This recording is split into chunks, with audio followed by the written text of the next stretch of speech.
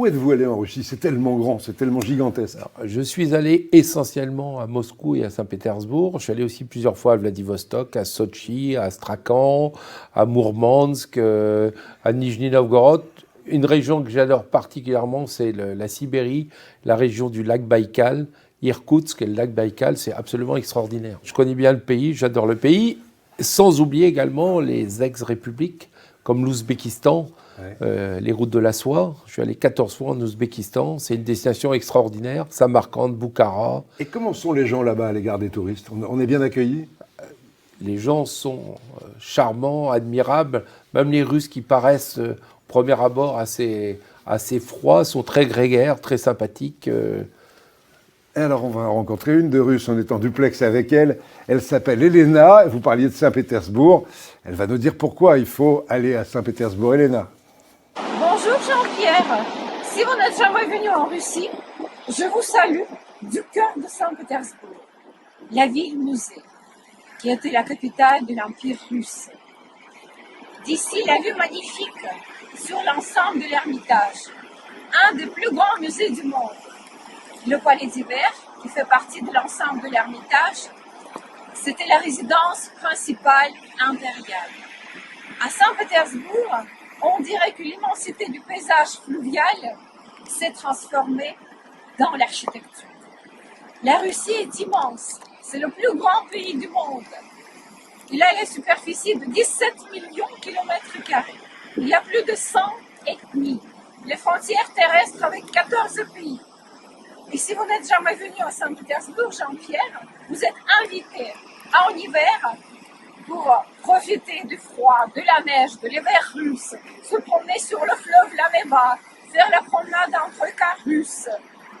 Ou en été, pour profiter des nuits blanches, voir des ponts-levis, faire la promenade inoubliable en bateau sur la Neva ou sur les canaux, visiter les résidences des tsars, le parc des fontaines du Versailles russe, fait d'après le projet de l'architecte français Leblond, apprendre l'histoire de l'assassinat de Raspoutine, voir la beauté du décor de la chambre d'ombre unique au monde. Il faut absolument visiter l'Ermitage, voir les chefs-d'œuvre, les collections exceptionnelles de ce fameux musée. À bientôt Jean-Pierre et au plaisir de vous retrouver ici à Saint-Pétersbourg. C'est un voyage qui fait rêver. Mais ça fait rêver de l'entendre parler. Elle est tellement passionnée.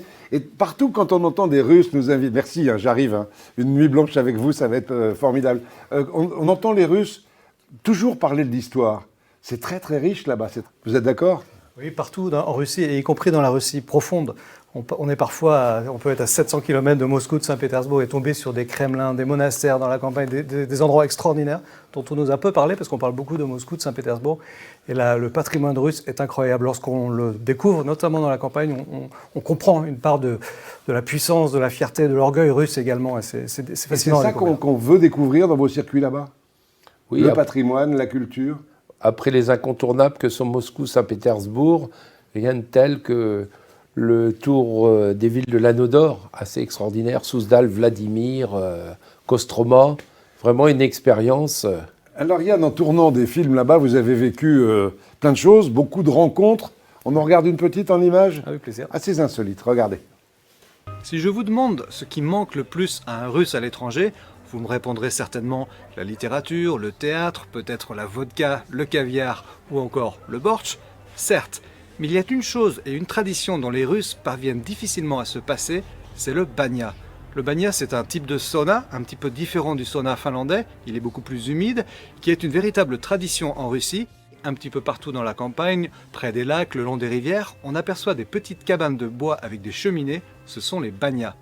On s'y rassemble pour prendre un verre, se laver ensemble et, si j'ai bien compris, se fouetter avec des branches de bouleau. Découvrons ensemble cette tradition insolite, c'est parti! Alors la première chose à faire, c'est de mettre de l'eau sur les pierres, comme dans un sauna finlandais, mais beaucoup plus copieusement. C'est parti!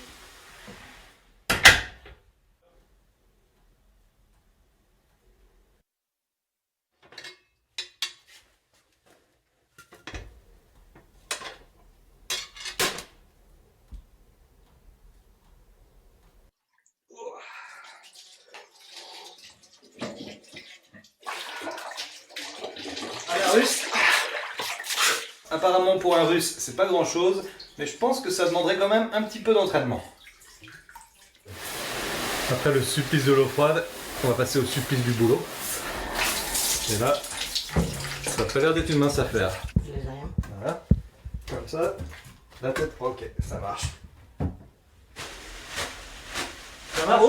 Ouais, good, very good, very good.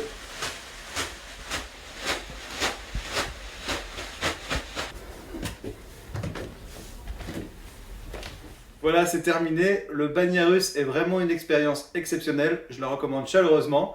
Et pour finir, dans la pure tradition russe, un toast à la tradition du bagna, na zdarovie. Nazdrovier.